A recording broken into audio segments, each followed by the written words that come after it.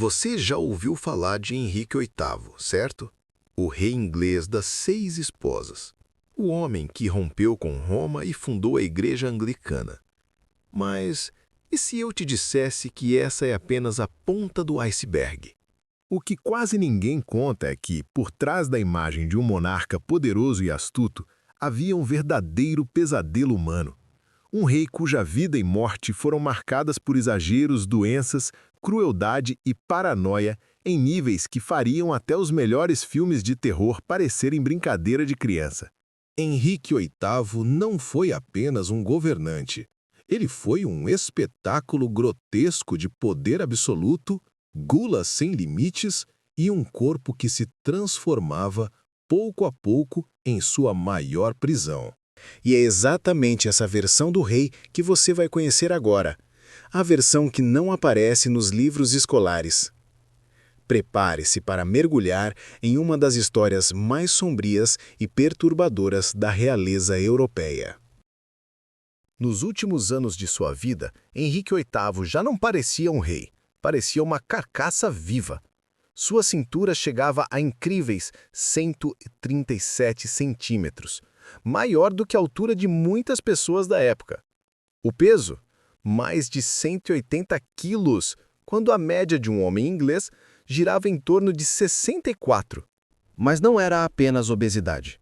Suas pernas estavam cobertas por úlceras purulentas, feridas abertas que exalavam um odor tão insuportável que muitos criados vomitavam ao se aproximar. O fedor se espalhava a vários cômodos de distância, e servir o rei se tornou um castigo. Tanto que os próprios cortesãos faziam sorteios para decidir quem teria o infortúnio de se aproximar dele. Henrique precisava de mecanismos especiais para conseguir se mover, e mesmo assim, a cada passo, deixava marcas de dor e decadência. Médicos modernos acreditam que essa transformação não foi apenas física. Em 1536, o rei sofreu um grave acidente ao cair do cavalo durante um torneio. O animal caiu sobre ele, deixando-o inconsciente por 2 horas. Muitos especialistas afirmam que, naquele dia, Henrique sofreu uma lesão cerebral. E esse acidente pode ter sido o ponto de virada do jovem rei atlético e carismático para o tirano obeso, paranoico e imprevisível. Um homem que não conseguia controlar sequer o próprio corpo, mas exigia controle absoluto sobre a vida de todos ao seu redor. Todos sabem que Henrique VIII teve 6 esposas. O que poucos conhecem é o verdadeiro pesadelo que cada uma delas viveu ao lado do rei. Nenhuma saiu ilesa. Algumas morreram, outras foram humilhadas publicamente, e até as sortudas tiveram destinos amargos. Ana Bolena, por exemplo, foi acusada de adultério e incesto. Antes de ser executada, foi obrigada a assistir à morte brutal de 5 homens, entre eles o próprio irmão, condenado sobre falsas confissões arrancadas pela tortura. Depois disso, foi levada ao cadafalso e decapitada. Catarina Howard, quase uma menina, ainda adolescente, foi destruída por um detalhe cruel. Quando Henrique descobriu seus relacionamentos passados, não apenas mandou executá-la, como criou uma lei inédita. Tornou crime ocultar do rei qualquer experiência sexual antes do casamento. Ou seja, ele moldou o próprio sistema legal para justificar seu ciúme doentio. Ana de Cleves, considerada feia aos olhos do monarca, foi forçada a assinar um documento declarando que o casamento nunca existiu. Um ato de humilhação pública que a transformou em motivo de escárnio na corte. Jane Seymour, a sortuda entre as esposas, teve um fim trágico. Morreu durante o parto. Mas sua morte não impediu Henrique de escolher uma substituta, antes mesmo que seu corpo esfriasse no túmulo. E Catarina de Aragão, a primeira esposa, passou seus últimos anos em cárcere, isolada de sua filha e tratada como louca. Com Henrique, não havia fuga, não havia divórcio, não havia misericórdia. O trono era uma prisão dourada, e ele, o carcereiro implacável. Resistir ao rei era suicídio. Viver com ele era viver em constante terror. Se o corpo de Henrique VIII era um campo de ruínas, sua mesa era um teatro de excessos. O rei consumia mais de 5.000 calorias por dia, o triplo do que qualquer pessoa precisava naquela época. A cozinha real funcionava como uma máquina gigantesca. Mais de 200 empregados preparando cerca de 800 pratos diariamente apenas para a casa do rei. Henrique devorava porcos, javalis, frangos inteiros, montanhas de pão e litros de vinho e cerveja. Mas não era apenas sobre comer, era sobre poder. Cada mordida era uma afirmação de autoridade. Ele fazia questão de experimentar dezenas de pratos por refeição, recusando alguns apenas para mostrar que podia. E havia ainda um ritual paranoico. Nenhum alimento tocava seus lábios sem ser antes provado por criados. Depois, o prato precisava esperar 30 minutos inteiros, o tempo suficiente para que um eventual veneno de ação lenta se manifestasse. Só então, Henrique aceitava comer. O rei também acreditava que certos alimentos tinham poderes especiais. Cisne para ser mais elegante, carne de veado para caçar melhor, ostras para aumentar sua virilidade. Era como se ele tivesse inventado sua própria lista de superalimentos medievais. Mas a cena mais marcante não estava no prato, e sim no ambiente. Henrique fazia questão de jantar sob os olhares de dezenas de cortesãos. Era um espetáculo lento e sufocante. O rei obeso, imenso, apodrecendo por dentro, devorando alimentos suficientes para sustentar famílias inteiras, enquanto todos fingiam que aquilo era normal. O banquete de Henrique não era apenas refeição. Era uma encenação grotesca de poder e decadência. Se os banquetes mostravam um homem que se afogava em excessos, sua vida privada revelava um rei consumido pelo medo. Henrique VIII não confiava em ninguém. Dormia cercado por bestas carregadas, adagas escondidas sobre o travesseiro e guardas armados que vigiavam até seus sonhos. Seus palácios deixaram de ser residências reais e se transformaram em fortalezas de desconfiança. Passagens secretas foram abertas para fugas de emergência, buracos de espião perfuraram as paredes e até dispositivos rudimentares de escuta foram instalados para vigiar conversas. Henrique queria saber de tudo. Criou uma rede de informantes que não só espionava a nobreza e o povo, mas também os próprios espiões.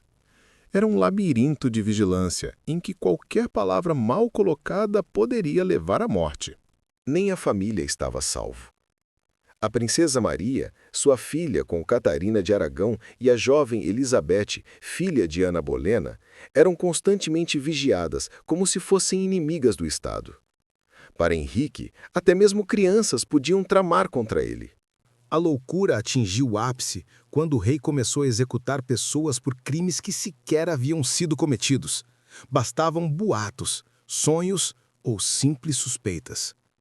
A Torre de Londres se transformou em um abatedouro de inocentes. A corte virou um campo minado de medo, onde até um sussurro poderia custar a vida. Henrique já não governava apenas pela coroa, governava pelo pavor. E esse medo era o verdadeiro alicerce de seu poder. Nos últimos dias, Henrique VIII já não era capaz de andar.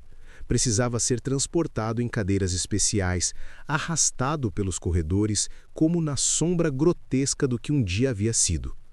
Mas o verdadeiro horror vinha de dentro. As feridas em suas pernas necrosavam tanto que pedaços de carne literalmente se desprendiam enquanto ele era movido. Criados eram obrigados a limpar o chão atrás do rei como se seguissem um rastro de carne em decomposição. Quando a morte finalmente chegou, não trouxe paz. O corpo de Henrique inchou de forma grotesca, exalando um cheiro tão insuportável que até médicos e padres fugiam da sala, vomitando. Durante o cortejo fúnebre até Windsor, algo ainda mais inacreditável aconteceu. O caixão começou a vazar um líquido fétido que escorreu pela carruagem. O odor era tão forte que o cortejo precisou parar. criados desesperados tentavam limpar a sujeira com baldes e panos, mas nada conseguia deter a degradação. E então veio a cena mais simbólica de sua ruína. Cães foram vistos lambendo os restos de Henrique VIII que haviam vazado para a estrada. O rei, que dizia governar por direito divino, agora reduzido a alimento para animais. O enterro foi igualmente caótico. A cova precisou ser alargada para comportar o caixão desproporcional, e o solo cedia com o peso da carne e do chumbo. Até depois de morto, Henrique parecia lutar contra o próprio repouso. Alguns relatos afirmam que, dias depois, barulhos estranhos e cheiros insuportáveis emanavam da tumba. Uns falavam em fantasmas, outros em gases da decomposição. Seja como for, nem na sepultura o rei encontrou descanso. O espetáculo grotesco de sua vida terminou em uma morte que refletia exatamente aquilo que ele havia se tornado: decadência pura. Henrique VIII entrou para a história como o rei das 6 esposas e o fundador da Igreja Anglicana. Mas o que vimos aqui mostra um retrato muito mais sombrio. Um homem que, ao mesmo tempo em que governava um dos reinos mais poderosos da Europa, era prisioneiro de seu próprio corpo, de seus medos e de sua própria crueldade. Sua vida foi marcada por excessos, banquetes que beiravam o grotesco, leis criadas apenas para satisfazer seus caprichos, execuções baseadas em boatos e uma corte que vivia paralisada pelo terror. E sua morte foi a síntese perfeita de tudo isso. Um corpo em decomposição, incapaz de encontrar paz até mesmo dentro do caixão. Um rei que acreditava ter sido escolhido por Deus, mas que terminou reduzido a restos devorados por cães na estrada. O legado de Henrique VIII não é apenas religioso ou político. É um lembrete brutal de como o poder absoluto pode transformar um ser humano em algo monstruoso. Sua história é um aviso. Quando ninguém é capaz de limitar a vontade de um governante, até mesmo a realeza pode se tornar um espetáculo de decadência e horror. E essa é a face de Henrique VIII que você dificilmente verá nos livros escolares.